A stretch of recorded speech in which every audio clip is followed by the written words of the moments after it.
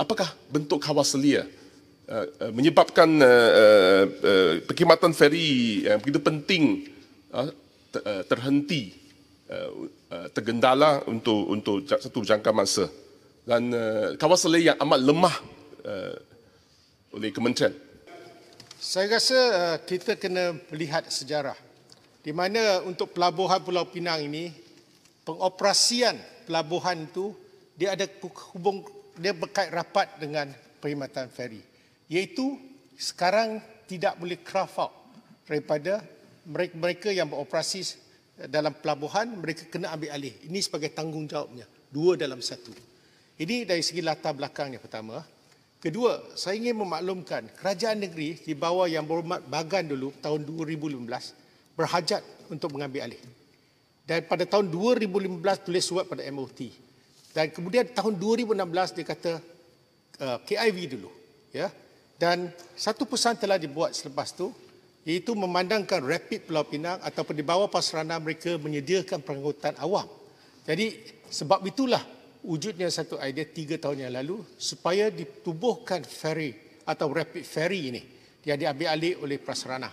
Betul, Yang Berhormat Seremban ketika menjadi Menteri Pengangkutan pernah menggulung perbahasan di Dewan Yang Mulia ini, mengatakan 90 juta telah diperuntukkan untuk membeli ferry baru. Tetapi keputusan ini datangnya daripada MOT, saya dah siasat.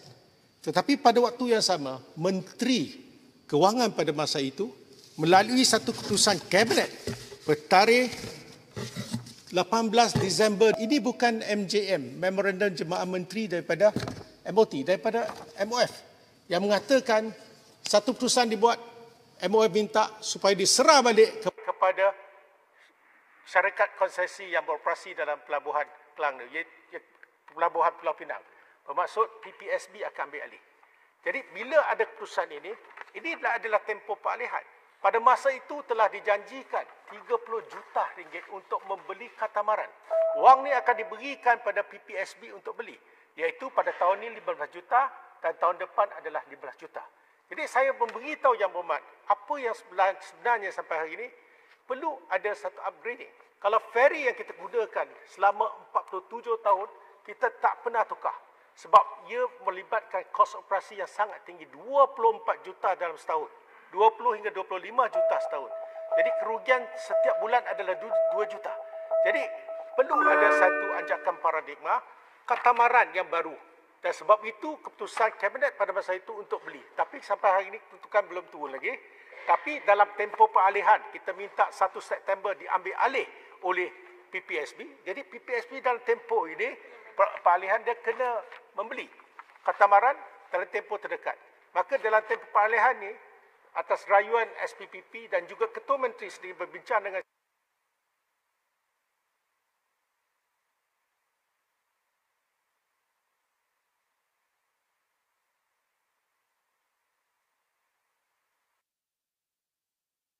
janjinya ialah bagi 30 juta. Masa itu pun belum dapat disempurnakan.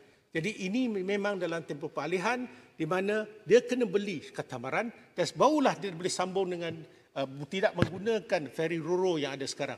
Jadi kita lihat RM1.20 adalah satu mod perkhidmatan yang mampu ditanggung oleh rakyat. Dan kalau kita lihat kereta RM7.60, mereka boleh gunakan Penang Bridge, tidak ada masalah. Jadi dalam keadaan sekarang, keputusan yang dibuat oleh PH dulu pun kita tukar pada katamaran. Jadi sekarang adalah pelaksanaan. Oleh kerana dalam tempoh peralihan, maka perlu sedikit masa dan kerajaan yang ada pada hari ini, kita akan tanggung kos operasi walaupun berat 2 juta sebulan. Terima kasih.